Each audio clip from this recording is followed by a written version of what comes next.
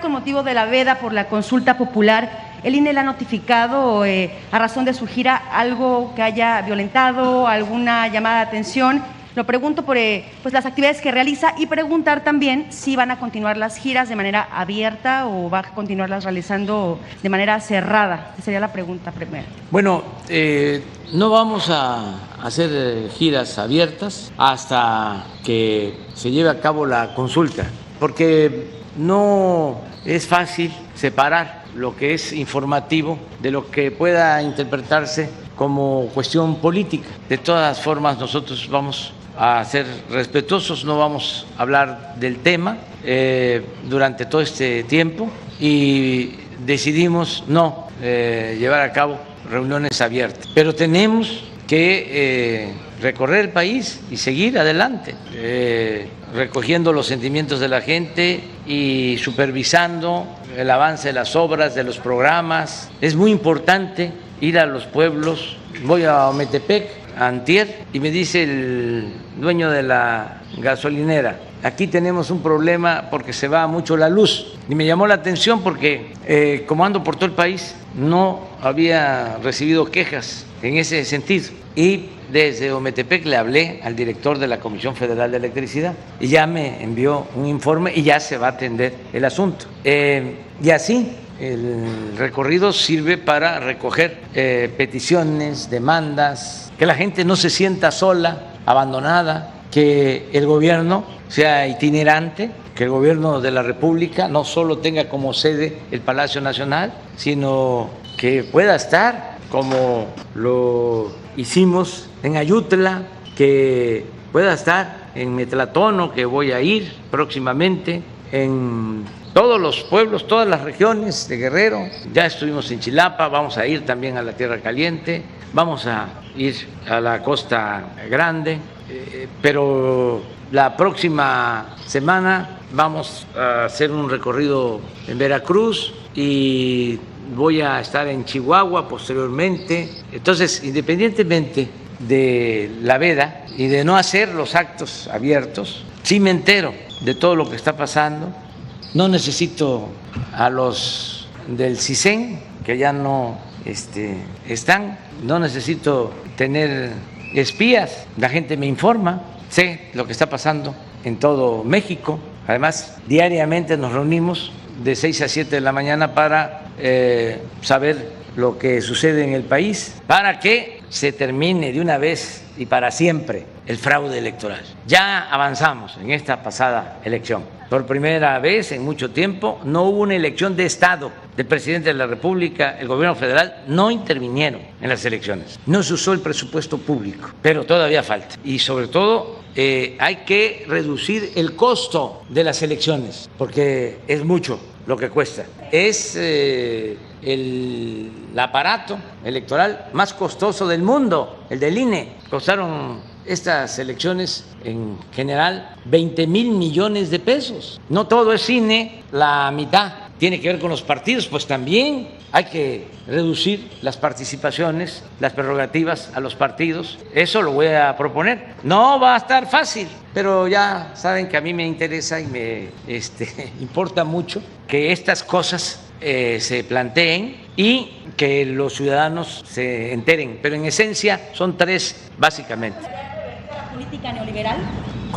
Ya se mantendrían bases muy sólidas para proteger todos los cambios y que no puedan fácilmente echar atrás lo logrado o que les cueste trabajo retrogradar, porque ahora que pasaron las elecciones lo que querían era ganar la mayoría en el Congreso para tener en la Cámara de Diputados mayoría y no aprobar el presupuesto nuestro y quitar programas de bienestar. Les cuento algo, dicen que los escritores no deben de repetirse, pero un dirigente social, un presidente que surge de un movimiento democrático, tiene que hacer labor de pedagogía política, de concientización, y aunque parezca disco rayado, hay que estar repitiendo y repitiendo. Hace como un año presenté la iniciativa a la Cámara de Diputados para que quedara en la Constitución el derecho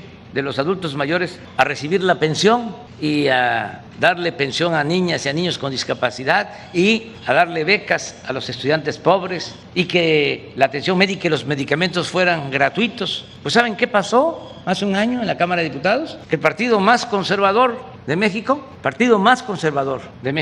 que surgió, ahí se los dejo de tarea, en 1939, cuando era presidente de México el general Lázaro Cárdenas, y crearon ese partido para oponerse a la política popular y patriótica del general Cárdenas. 1939. ¿Cuándo fue la expropiación petrolera? 1938. Un año después. Bueno, ese partido conservador votó hace un año en contra de que se elevara a rango constitucional el derecho a la pensión a los adultos mayores. Así son. No les gusta que se apoye al pueblo. Son muy clasistas, muy racistas. Entonces hay que estar recordando, porque el que no sabe de dónde viene difícilmente va a saber hacia dónde va. Entonces estoy contento porque aún con los votos de este partido conservador en contra, no les alcanzó. Y ya se estableció en la Constitución el derecho a la pensión a los adultos mayores. Entonces, a partir de los 65 años. Esto es algo importantísimo. Miren lo que va a significar en términos presupuestales. ¿Por qué no pones lo de Ariana nada más en presupuesto? Todo esto también lo explico porque hay quienes dicen que no se hace nada, que es lo mismo. No, ¿quién lo sabe esto? El pueblo. El pueblo sí sabe. Cuando hablo de corrupción, pues los corruptos no se dan por enterados o son muy hipócritas. Pero cuando hablo de corrupción, la gente sí sabe, porque antes pues también se sabía de corrupción, pero no sobre los beneficios que trae acabar con la corrupción. ¿Por qué se puede destinar estos fondos? Porque no hay corrupción, porque ya no se condonan los impuestos a los potentados, porque ya no hay esos privilegios fiscales, porque se gobierna para todos, porque el gobierno no está al servicio de una minoría rapaz. Pero miren esto, imagínense, para un conservador neoliberal, esto les produce mucho coraje, por eso me tachan de populista, de paternalista, pero si es por esto, que me apunten en la lista. Pero miren, 152,000 millones, ¿cuánto destinaron ellos en el último año? Pero miren cómo vamos a terminar. 370,000 millones solo para los adultos mayores. Sumen lo de niñas, niños con discapacidad, las becas para 11 millones de estudiantes. Por eso se está construyendo las sucursales del Banco del Bienestar, que va a ser el banco también más grande del país, que va a tener sucursales hasta en los pueblos más apartados. Aquí nada más en el estado de Guerrero, el Banco del Bienestar va a tener 200 sucursales, porque va a tener sucursales en la montaña alta, en la montaña baja, en el norte, en Tierra Caliente, Costa Chica, Costa Grande, en todos lados. Entonces, eso es lo que puedo comentar de las reformas. ¿Los gobernadores de la Alianza Federalista acuden con la misma frecuencia? No tengo el dato, pero la mayoría están participando. La mayoría están participando. Presidente, en otro tema, la semana pasada la Secretaría de Gobernación con los diputados morenistas presentaron la reimpresión de la Constitución con estas nuevas adecuaciones. Hablaron de que van desde 763 reformas a la Constitución actual, de las cuales el 65% se hizo, esas reformas 65% durante el periodo neoliberal. En su administración hicieron el recuento, van 18 modificaciones a la Carta Magna. La pregunta es, presidente, con esas 18 modificaciones, ¿usted podría decir que ya se revirtió esa reforma que era neoliberal? La Constitución que en su mayoría estaba fundamentada en el neoliberalismo, con estas 18 reformas de su gobierno, ¿se habría ya revertido? Pues lo principal, porque la verdad es que durante todo el periodo neoliberal se dedicaron a reformar la Constitución para legalizar el saqueo, el robo. Para eso fueron todas esas reformas. Y se los puedo probar. A ver si no tenemos una lista de todas las reformas del periodo neoliberal. En uno de mis libros está.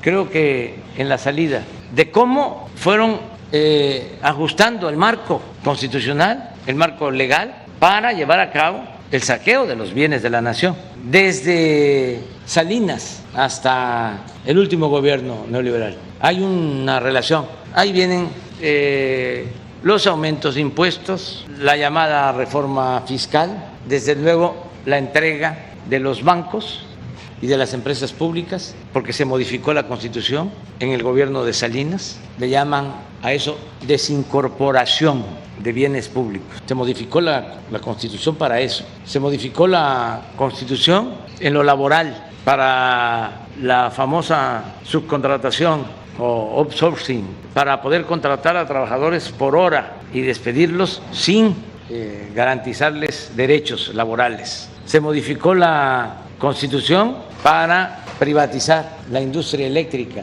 para privatizar el petróleo. Se modificó la Constitución para privatizar la educación. Todo esto en el periodo neoliberal. Acuérdense que se reformó el artículo 3 en el gobierno de Salinas, siendo Zedillo secretario de Educación, para que la educación gratuita solo se garantizara en el nivel básico, es decir, preescolar, primaria y secundaria, y se dejó al mercado como si fuese una mercancía la educación media superior y la educación superior. Así todas las reformas, la entrega, por ejemplo, de las pensiones y jubilaciones a las AFORES, todo eso se llevó a cabo durante el periodo neoliberal. Es impresionante el número de reformas en ese sentido. Nosotros, tú sostienes que son 18, sí, creo que son las básicas. ¿Por qué? Porque dentro de esas 18 está el que la corrupción es delito grave, que no lo era. Está la creación de la Guardia Nacional. Está una muy importante,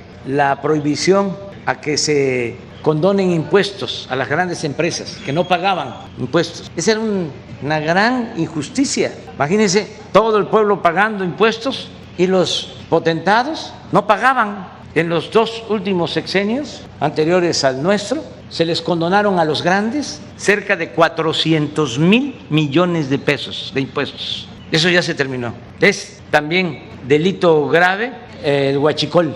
Una reforma constitucional extraordinaria, de primera, que me tiene muy contento, lo acaba de expresar ahora a Adriana, es que se elevó a rango constitucional el derecho a la pensión a los adultos mayores. Ya es un derecho constitucional la pensión a niñas y a niños con discapacidad. Ya es un derecho constitucional las becas para estudiantes de familias pobres. Ya es un derecho constitucional la atención médica, los medicamentos gratuitos.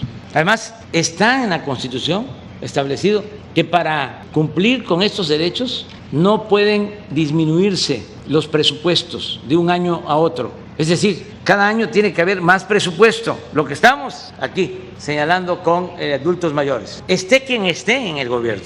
Y para poder dar marcha atrás a esa reforma, necesitarían contar con el apoyo de las 2/3 partes de los legisladores del Congreso, mayoría calificada, y eso ya no lo van a poder tener, lo que diga mi dedito. Entonces, sí han habido estas reformas importantes. ¿Cuáles faltan? Así, ya para redondear, 3.